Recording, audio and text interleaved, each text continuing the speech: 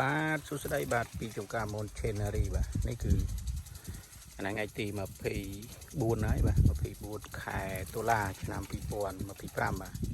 នេះគឺចាប់ពីបេះស្លឹកមកដល់ថ្ងៃនេះគឺរយៈពេល23ថ្ងៃហើយបាទឃើញថាផ្លែច្រើនដែរបាទចេញមកបាទនេះគឺយើងស្រោចទឹកព្រឹកល្ងាចបងប្អូននេះស្រោចទឹកជីងកើទឹកហើយយើងដាក់មក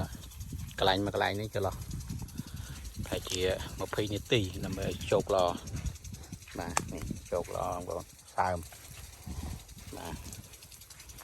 ផ្លែច្រើនចាប់ផ្ដើមផ្លែច្រើនទុនម៉ែកខ្លះបាទខ្លះទុនម៉ែកបាទនេះគឺមនពូជផ្លែជូអែមបងប្អូនបាទហើយទុនម៉ែកបាទផ្លែច្រើនគូសំបាទទុនម៉ែកអញ្ចឹងនៅសល់ប្រហែលជា20ថ្ងៃបាទ20ថ្ងៃថ្ងៃទី24ពីទុំចន្លោះថ្ងៃទី10បាទចន្លោះថ្ងៃហ្នឹងទី10ខែវិច្ឆិកាទុំហើយបងប្អូន ពេលហ្នឹងទុំបងប្អូនអាចមកលេងដល់ចំការបានបាទនេះសកម្មភាពស្រោចទឹកបាទអានេះគឺស្រោចទឹករាល់ថ្ងៃបាទនៅពេលផ្លែបាទ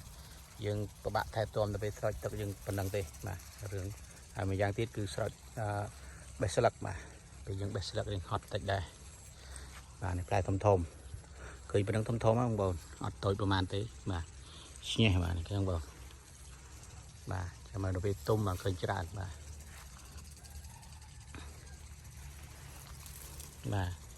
ហើយយើងឲ្យផ្លែមួយវគ្គនេះខ្ទង់ប្រហែលជាខ្ទង់120ដើមចន្លោះហ្នឹងបាទយើងឲ្យផ្លែតាមវគ្គវាចាំវគ្គនេះជិតទុំយើងឲ្យផ្លែមួយកន្លែងទៀតប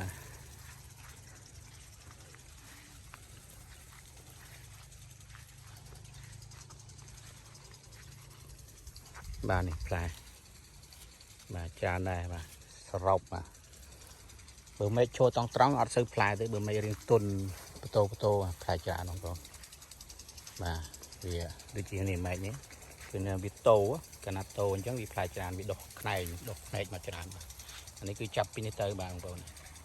លូតដល់នេះបាទក្នុងមួយផ្នែកយ៉ាងតិចក៏3 4ដែរអាខ្លះដល់10ផ្លែដែរបាទវានេះអីគឺឃើញទេបងផ្លែដល់ចុងច្រើនហើយវាចេញច្រើនណាស់បាទអានេះអីគឺ7 8បាទអរគុណច្រើនបាទសម្រាប់ការទស្សនាបាទយើងខ្ញុំក៏មានពូជសម្រាប់លក់ដែរបាទបងប្អូនចាប់អារម្មណ៍ទេអាចតាក់ទងទិញបានបាទអរគុណច្រើន